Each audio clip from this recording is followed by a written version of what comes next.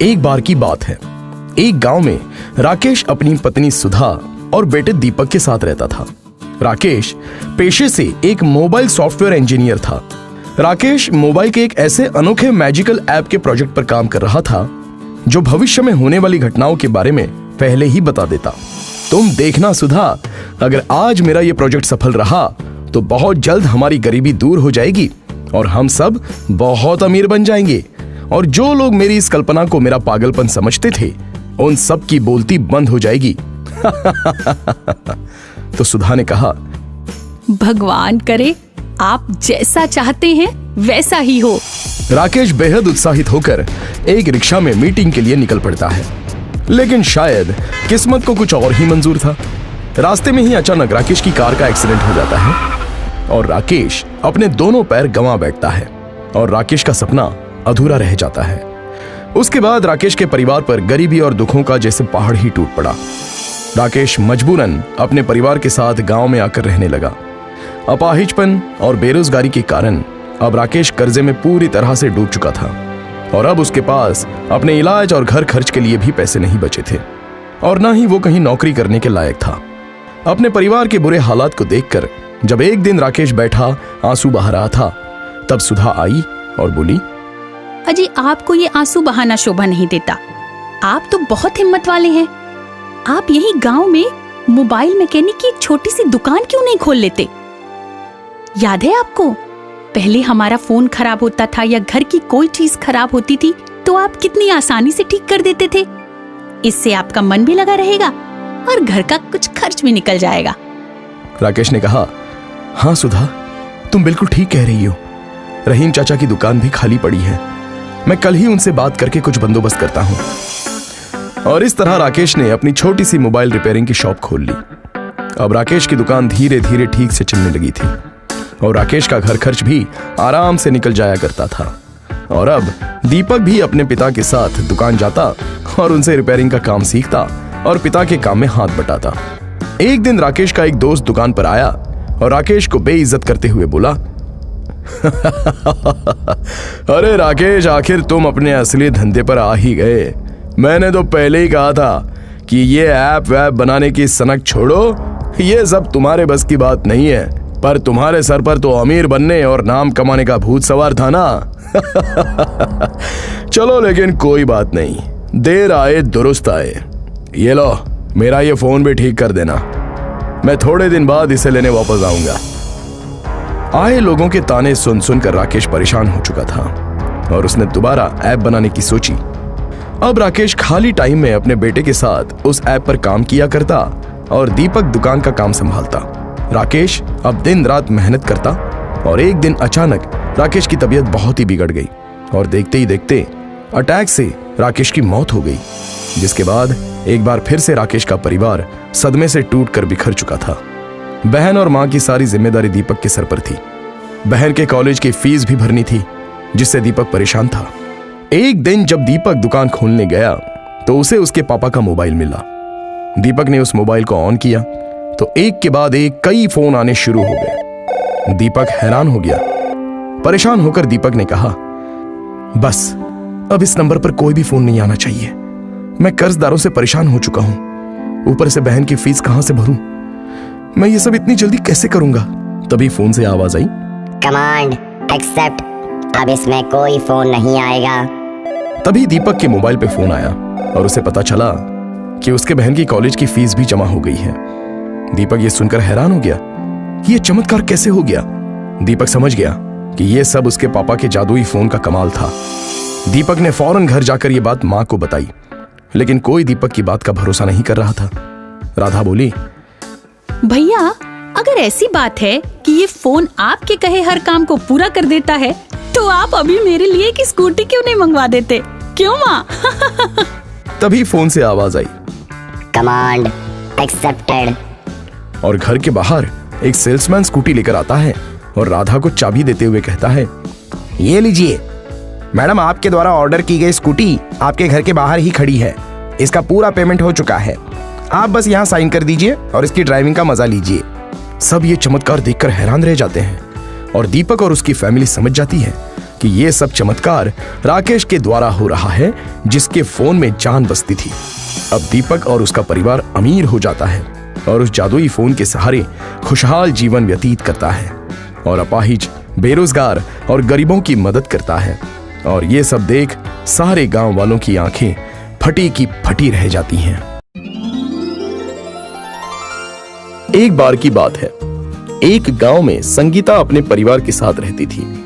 संगीता बचपन से पढ़ने में बहुत ही होशियार थी और उसका सपना था कि बड़े होकर वो डॉक्टर बने, क्योंकि गांव में डॉक्टर के न होने और संगीता के पिता के गरीबी की वजह से संगीता का लाडला छोटा भाई राजू एक बीमारी से उसकी मौत हो गई थी। तभी से संगीता और उसके पिता ने ठान लिया था कि अब संगीता डॉक्टर बनकर गांव के लोगों का इलाज करेगी।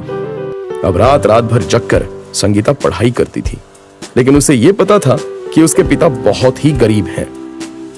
मिठाई की छोटी सी दुकान से बड़ी मुश्किल से उनका घर चल पाता था, इसलिए वो स्कॉलरशिप एग्जाम के लिए मन लगाकर तैयारी कर रही थी। संगीता के पिता कहते हैं, बेटा संगीता, अब सो भी जाओ, कितनी पढ़ाई करोगी?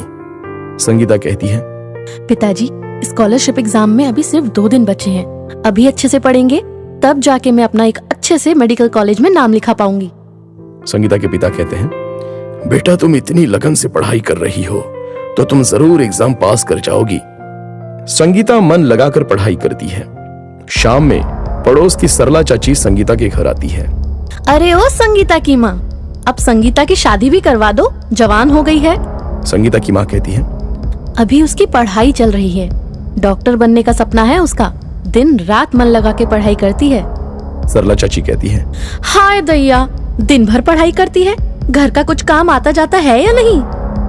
डॉक्टर बन जाएगी, और क्या चाहिए? सरला चाची कहती है, बड़ी आई डॉक्टरी करने, घर का कामकाज नहीं आएगा तो कौन भी आएगा इसे? मुझे क्या? सरला चाची ये बात पूरे मोहल्ले में फैला देती है कि संगीता को घर का कुछ काम नहीं आता है। रात में संगीता के पिता घर पे आते हैं। आज फिर दुकान का सारा दूध खराब हो गया, कल ही बचे कुछ पैसों से एक सेकंड हैंड फ्रिज खरीदना ही पड़ेगा। अगले दिन सुबह संगीता के पिता एक पुराना फ्रिज लेकर आते हैं। संगीता के पिताजी कहते हैं, अरे ओ भगवान, सुनती हो? ये देखो मैं क्या लेकर आया हूँ। अरे ये फ्रिज कहाँ से लेकर आए हो आप? तो संगीता के पिता कहते हैं, वो हमारे दुकान के ग्राहक है ना, मंतोष भाई, उन्होंने ये पुराना फ्रिज खरीदवाया है। 2 दिन बाद उनका मैकेनिक यहाँ पर आकर ये फ्रिज ठीक कर देगा, फिर हम इसको शुरू कर सकते हैं।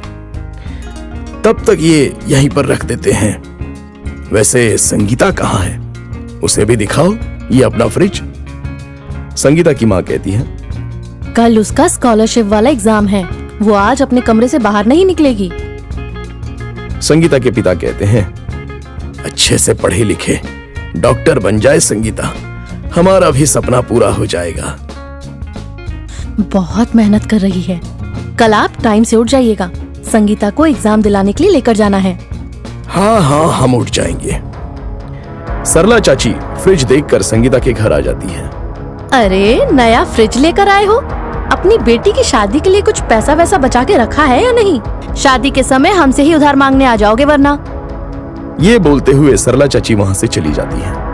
अगली सुबह संगीता अपने पिताजी के साथ एग्जाम देने निकलती है, लेकिन रास्ते में ही संगीता का एक्सीडेंट हो जाता है। डॉक्टर बताते हैं कि जल्दी ही अगर संगीता का ऑपरेशन नहीं हुआ तो अब संगीता कभी नहीं चल पाएगी। ये सुनकर संगीता और उसके घर वालों को बहुत ही दुख होता है। थोड़े ही दिनों में संगीता घर आ जाती है। सरला चाची कहती है, हाय दैया, अब कौन शादी करेगा इस लंगड़ी लड़की से? कुछ पैसा बचा के रखे हो या नहीं, या पढ़ने और इलाज में ही खर्च कर दिए? जिंदगी भर इसे यहीं बिठा के रखने का इरादा है क्या? सरला चाची का ताना सुनकर संगीता रोने लगती है।